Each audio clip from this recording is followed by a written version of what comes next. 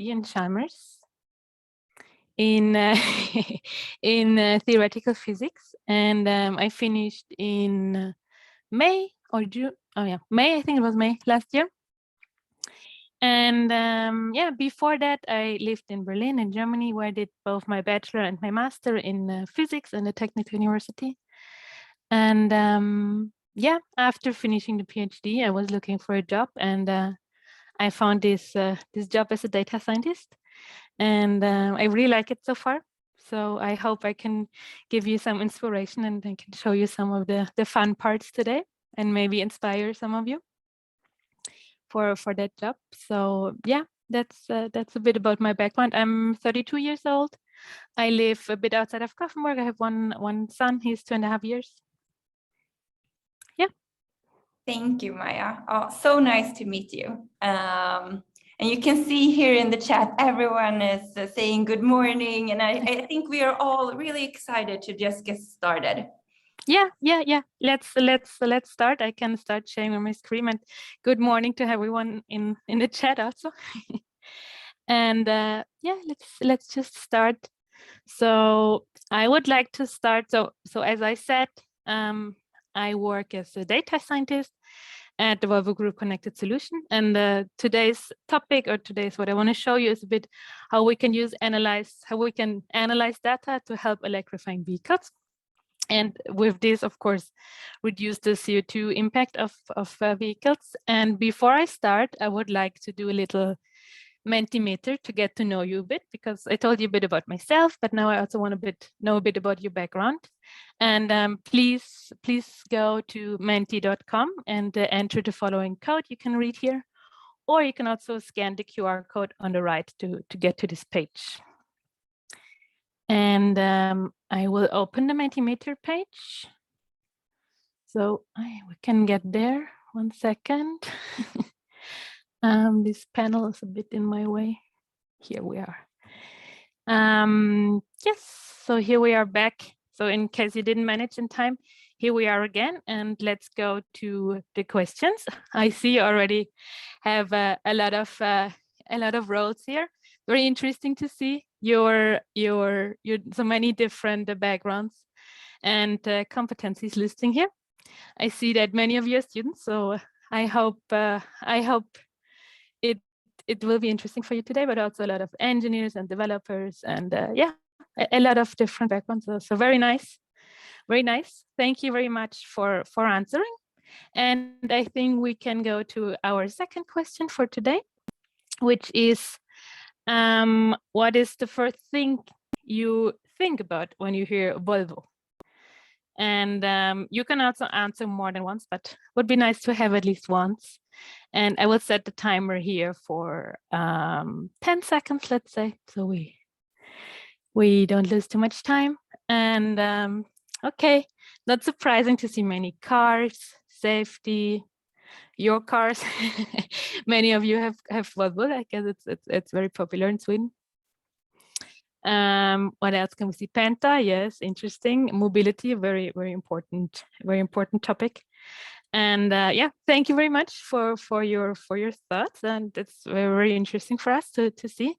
And I'm going to start explaining you a bit now, back to our presentation, what we do at Volvo Group, and especially in Volvo Group Connected Solutions. So let's go back here to the PowerPoint. Here we go. So what do we do in Volvo Group? In Volvo Group, we are actually working with a big portfolio of products, not including cars.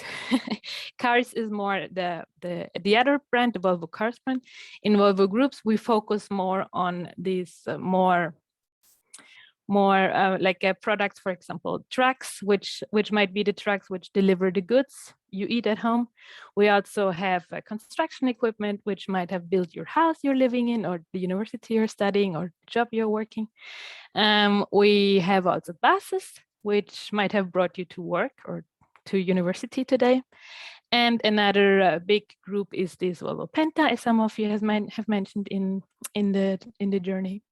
So we have a big portfolio with these different products, and we focus not only on developing the products, but also on innovation and this means to go forward towards a more sustainable future.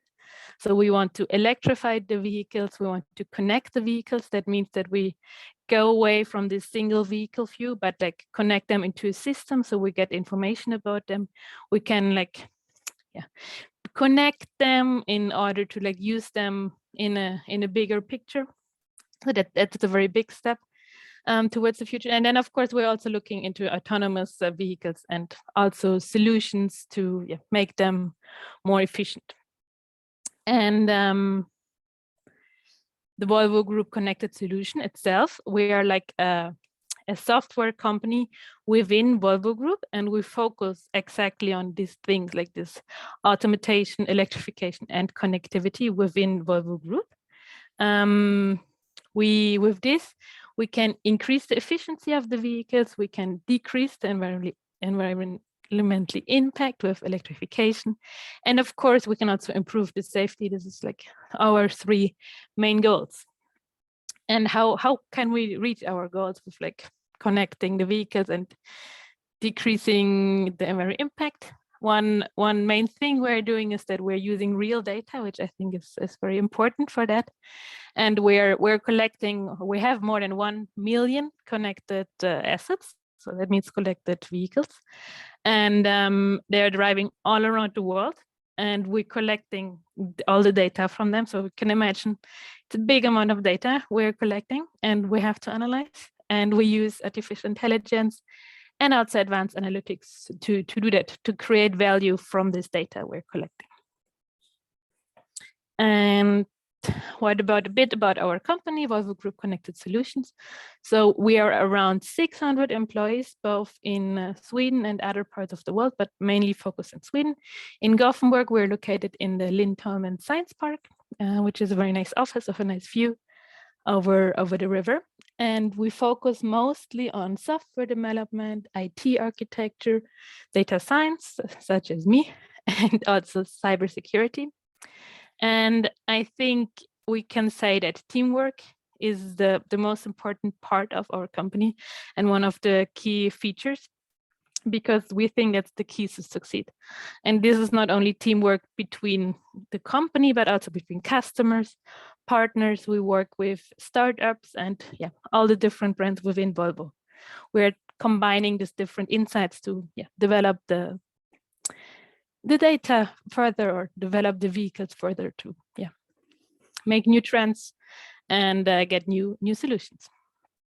And a bit about my background now, because I'm the data scientist today and I'm talking today. So how did I become a data scientist? I told you a bit already about my background, that I studied physics, and I think that was very helpful to become a data scientist. It helps for the analytic thinking. It gives you this problem-solving mindset, which doesn't necessarily have to come from a PhD in physics, but it can come from anywhere if you feel like you have an analytic mindset. And I think the most important part is that you have fun to tackle challenges, and that it's like sometimes it's like being a detective, like finding a problem or like finding a solution, or like finding where the error is in the code.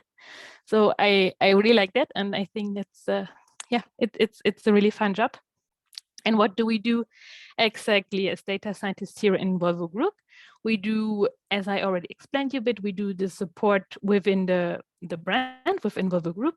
We also do support with external partners. For example, NCC, it's a construction company. And there we help to make the loadouts of the trucks driving around with sand, to make them more efficient and help them to increase the efficiency in general. And then we also have internal research projects, which I think are the most fun, and I really appreciate it. We have the time and the money to do that, so we can really take projects just within our small group of data scientists, and we can just look at things we want to learn, things we feel like they are fun, but also things which we feel like they might get important in the future. And an example for this is that we have once a month, we have something called AI Friday, where we have time just ourselves to read up or to make small projects about any AI related projects. And I really like that we have this possibility. Okay, so now you know a bit about my background, you know a bit about the Volvo Group Connected solution, but let us start with focus. Let us start with programming now and change the focus to our project for today. And we usually get a project request from some of our partners, for example, Volvo Trucks.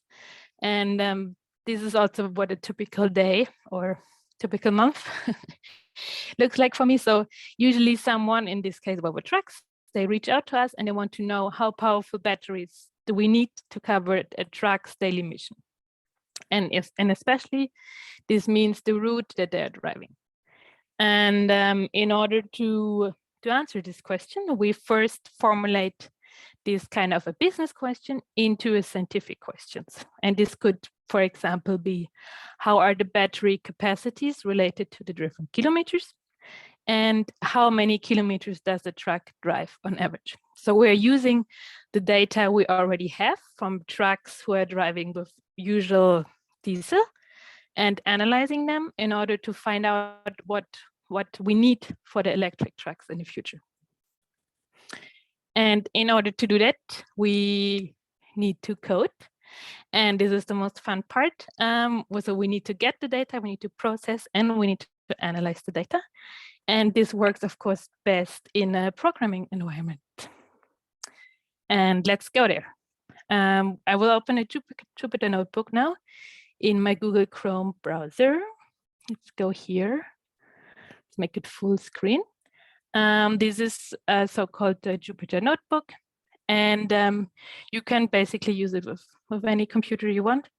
And I prepared a little bit already the layout, or a little bit the names here, but we will do the coding live now. So we will start with importing the required packages. And the first package we will import is pandas, which is a very important package for any data analysis. So we will write import pandas. Pandas is the name of the package. And then we can write SPD, which is like a short version we can use during the program to not have so much effort writing pandas every time. Then we can also import matplotlib,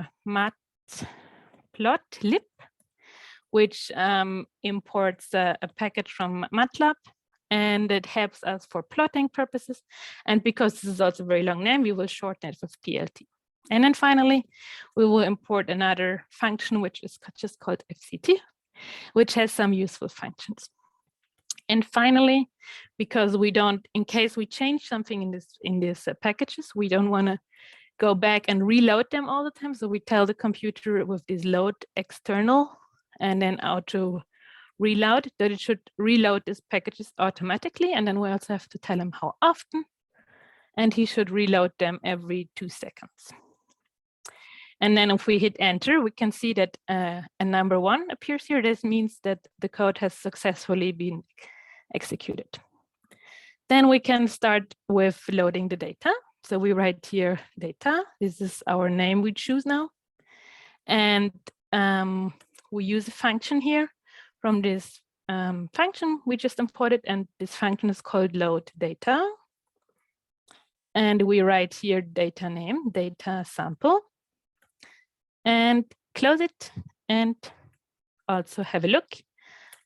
And here we go. So now we load the data. The data we have loaded is a sample of trucks we have collected in 2019. And this is an example how it looks like. So we have the different rows here, and every row is basically an entry in this data set. And for the columns, we have first the vehicle information ID, which is a unique number for every truck. So this is the first truck. You can see it has a couple of entries. Then there are many other trucks, and then here's the second truck with a different number. And every truck, we have information for each day. So you can see the 1st of January, 2nd of January, and so on. We have information about their average speed while driving, their fuel consumption during this day, the battery, or not the battery because they don't have a battery yet, but the power consumption this fuel would correspond to, the kilometer they have been driven, the minutes they have been driven, and the number of drivers during this day. And you might have noticed already that directly here in the first row, there is something which looks weird, a none. So this is not a number, and it's not very good for the computer to continue with the data working with this none. So we have to handle them somehow. And then also you might have noticed, maybe also in this row, and this truck also has driven 0 kilometers. And they're also like here, for example, this row, this truck has only driven 2 kilometers, or this one. So they are not very helpful. So the first step we want to do is clean the data. So let's go to our first step. And before we clean the data, it's always good to check with how much data we start so we don't lose too much information. So we can check with len. We can check the length of the data, so how many rows there are in this data set. And here you can see it's around 260,000 rows. And we can also check how many vehicles we actually look at. So we can write data, and then we can write here because we want to know how many vehicles we have. So we can copy this here, vehicle information ID. And then we can write n unique, which means show us the number of unique elements. And this will give us also information about the number of trucks. So in this sample, it's just a sample of data. We have 1,311 trucks, which give us around 260,000 data points, which is a lot to start with, but it's only around 1% of the whole data we have from 2019. Only showing you a small amount because otherwise the calculation will take a bit longer. So we will be satisfied with the small amount today. And let's start cleaning the data. So first we will clean for the nones, which you have seen here in the first row. We had this not a number entry, so we want to get rid of them. But first we want to check if there are any nones. So we use our function again, where we have something called any nones, and then we can write here data. And here we go. Yes, so there are nones. Good to know that we have nones. So now let's see where there are nones, because sometimes it's not sufficient just to look at the data, but we really want to know exactly where they are. So by writing this, we get information. So we have a lot of nones in date. And we also have some nones in average speed and minutes driving. So what do? We can remove the rows which have nones just by writing drop na. It means we just drop all the rows which have a none entry. And in order to make the data work, we write data equals data drop none. And let's check how many rows do we have left after this cleaning step. Okay, 259,000. If you remember, we had 260,000 before that. That's good. We didn't clean too much. We can also check if we copy this here. We can check also the number of vehicles we have after this cleaning step, and 1,308. So we only cleaned a few vehicles. That's very good. And now we also want to do a second step of cleaning, now for logical reasons. So we want to clean depending on how they drive, because as you saw, there were some vehicles which only drove like 1 kilometer a day. So they are not very important for our analysis. So we want to get rid of them. So we can check that we only want to have the data which has minutes driving. It was called. It should be between 60 minutes, so at least 1 hour, and 1,440 minutes, which corresponds to 1 day, 24 hours. And then this has to be it. Then we also want to have the data for the kilometers. We want to have only vehicles which have at least 10 kilometers per day and a maximum of 2,400, which is already a lot. Okay, let's do this. Okay, successfully. And now again, very important to check how many rows we have left. 240,000 now. So we cleaned around 20,000 rows, which I think is good because we did kind of a big logical cleaning, but it's necessary. So we're satisfied with this.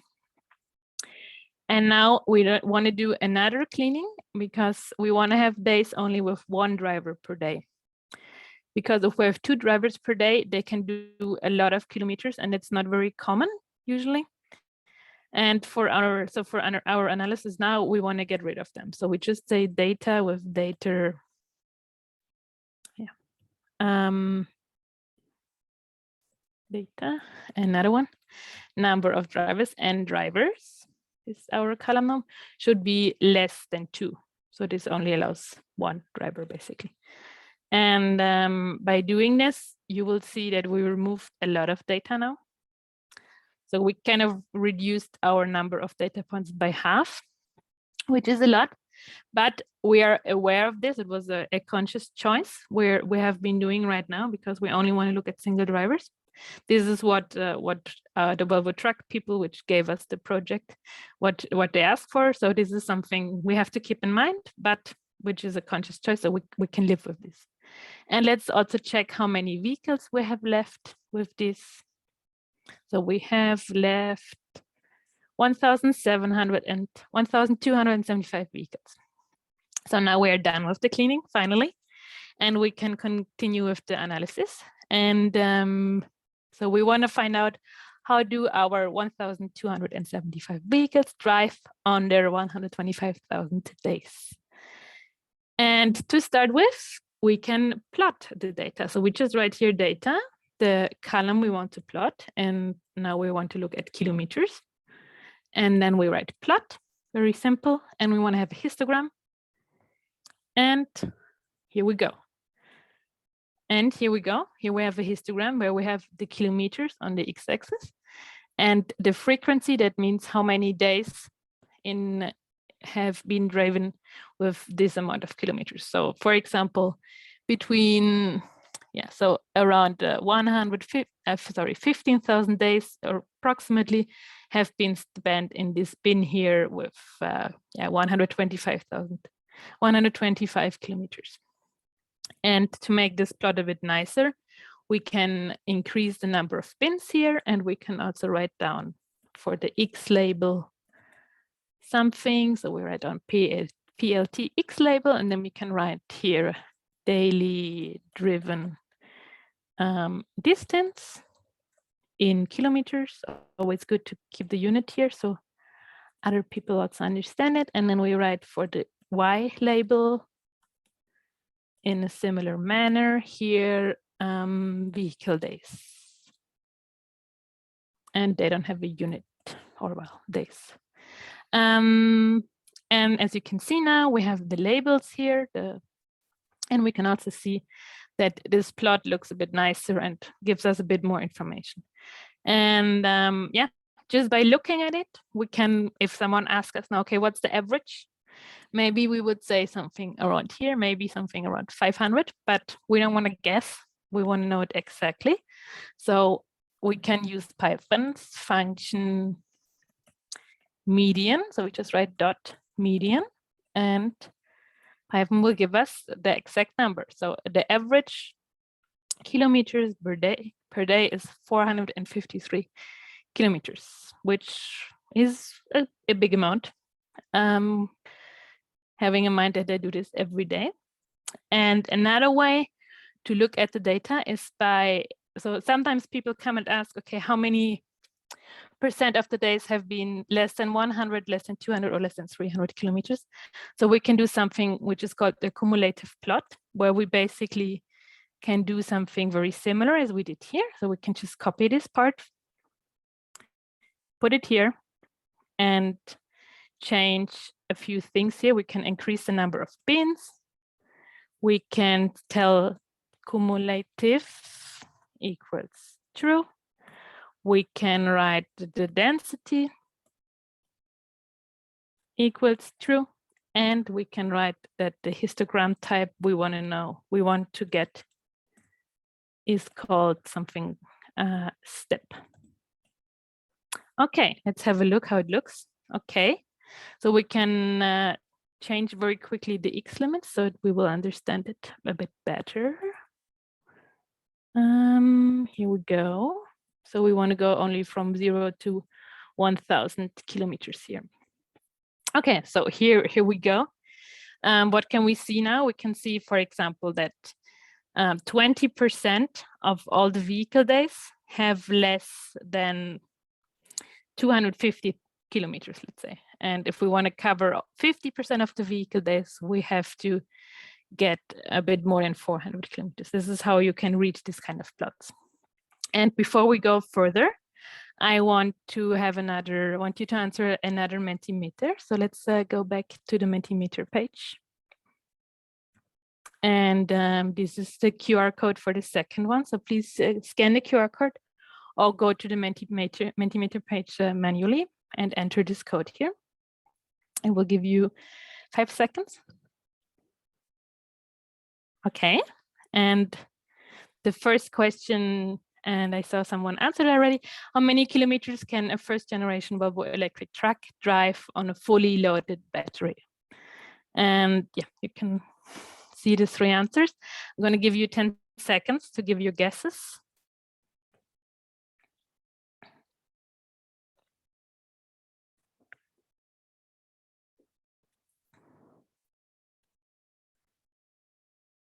And here we go. The majority of you went for the middle one, 450 kilometers. Unfortunately, the right answer is 300 kilometers. So we're not there yet with the 450 kilometers, but hopefully soon. So the first generation, which is already on the market with 300 kilometers, that's around the distance from Gothenburg to Malmö, which is already good. But the more, the better, of course. So I have a second question for you. And what do you think to cover this 300 kilometers, how heavy this battery is? And I will give you also 10 seconds to answer this one.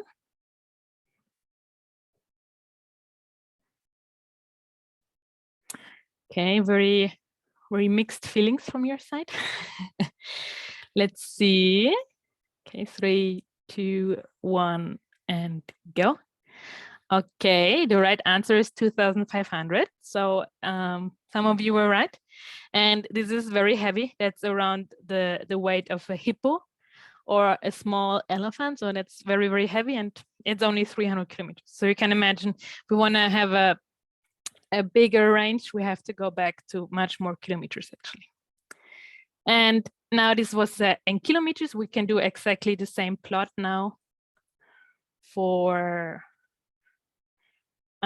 kilowatt hours, which is the unit of the batteries we want. We can do exactly the same, but we write here daily used power. And then we have here kilowatt hours. And then we can make this range here a bit bigger. Okay, and you can see that, yeah, what can we see now? We have to add some lines to see, actually. So we can add here in the kilometers. We can add the 2 results we got from the Mentimeter. So we can add here a function with kilometers, function line kilometer it's called, where we want to have from our data at 300 kilometers an orange line. And we also want to have our goal. And our goal would be to make all trucks electric. So we write down here our kilometers again, and then the percentiles, and which is 99%. And we want to have this line in blue. So now you can see this is where we are right now, 300 kilometers. We cover around 25% of all the days with the first generation, which is already good. But this is where we want to get. So we want to get to one here, which is 100% of the vehicles. And this has to be around, yeah, 800, more than 800 kilometers to cover. And you can imagine in the same here for the used kilowatt hour. So this is the battery size. To get here to 1, we need around 1,200 kilowatt hours. And this was our last step of the analysis. So we're done. We can now answer the business question. So in our last step as a data scientist is to answer the business question and present the results to to Volvo trucks. So this is a very simplified version of presenting the results, but it's basically adding some more information here and like making it a bit easy to understand. So this is what we looked at with the kilometers. So you can see to reach the goal, we have to do a bit more work. So to get from the 3 to 800 kilometer range, we have to increase the battery size from 300 to 1,120. Unfortunately, as you know, the weight was very heavy already to cover this 300. So to cover this 800 kilometer, the battery weight is around 7 tons, which is the weight of a big elephant. And yeah, by carrying this, of course, you limit what you can actually put inside the truck. So this is kind of the challenge for today for the engineers. So the next step now is for the product developers and engineers to come up with new smart battery solutions. And yes, with this, we are done with our case. We have answered the questions, and I'm also done with my presentation for today. Thank you very much for your attention, and I'm really looking forward for the Q&A. Thank you. Wow, thank you so much, Maja. I answered all the questions wrong. I was like, 500 is a lot, 500 kilos, but apparently not enough. Yeah, it's very difficult. It feels not very intuitive. No, you're not used to those kind of measures. Oh, yeah. This was super interesting. Please go ahead, ask all your questions in the chat and I will moderate them. I noticed that we got some questions during your talk. What kind of programming language did you use now? I used Python. And do you always type in Python or do you use other languages as well? I usually use only Python in my project. So far, we sometimes use also SQL and something called the Power BI, but it is more for visualization. But I think the majority of us use Python. Okay. And how much code did you know before, like from being a student and actually started to work? Not very much about Python. So I knew how to program in C from my project in the PhD, but I had like one very small course which used Python in university, but it was like very, very simple. So my knowledge was very limited. But I think if you know one programming language, it's very, very easy to like catch up with Python, because for me, Python was like super easy to learn because it has a function for everything. So it took me some time to like rethink from this C style of programming to this Python style of programming. I also have like a personal question. This Jupyter, what's it called, notebook? Yeah, Jupyter. Yeah. Yeah. Is it where you write all your code in, or do you have other editors as well? I personally, I only write in this Jupyter notebook, but I know other people in my group, they don't like so much the virtual interface, so they prefer to like write like in the standard Python editor locally on their computer. But what I really like about this Jupyter notebook is that you can also add like comments and add like explanations there, which don't have to be coded. So I really like this environment. Yeah. I thought it looked really visually nice. And as you said, like you could have like headlines, and it was almost I think you said in the beginning a data scientist is almost as a detective, and I felt that we were doing detective work, you know. I got the question and then like, let me see here. So fun. We also have a question here from Anya. Do you help the business team to define the questions as well? Yes, that happens too. So sometimes they just come with a very rough idea of what they want to do. So we help them, or we can show them what's actually possible with the data to analyze, and then we can have them to formulate the exact questions. And sometimes people come to us and they don't even know what they want to do. They just feel like they need help. They have a lot of data, but they're not doing anything. So they just come to us. And then what we usually do, then we have like a day of the whole team, like focusing on this new set of data and like just like brainstorming or having like a small hackathon to kind of brainstorm and like help what potential the data has. Cool. Sarah has has a question here. Did you know how to analyze data before your job? And if no, how did you get the job without knowing how to analyze data? A good question. So I didn't have experience with like working with like big real world data. I had experience from being a physics student and doing like theoretical physics. So I had a bit of experience from that, but just from a theoretical background. But I think the thinking is very similar. Like you always have to aim to make the results like easy to communicate. It's the same in academia and in non-academia. And I think you can learn very quickly. You can catch up very quickly. And I think the most important part is that you like doing those kind of things and that you feel that it's fun. And the rest you can learn by doing. And we have an anonymous person here. Do most people in your team have a PhD or a background in physics? Like, I think I would say it's about half. We have some which have like a similar, like a PhD background in physics. We have some which have a PhD in biology. We have some which do not have any PhD, which have like more a business background, but I find these kind of questions very interesting and they learned by themselves how to like program. We also have people who like studied process engineering. We have some people who really studied data science. So it's very mixed, and I think we can all learn from each other because everyone has their own positive sides. So yeah. Fanny here asks a question. Do you know if TypeScript could be used in analyzing, or is Python better? I work today at Polestar as a software engineer, and I have thinking of how we can analyze it as you do. I'm not sure exactly how TypeScript works, so I'm not sure if I can answer the question very well.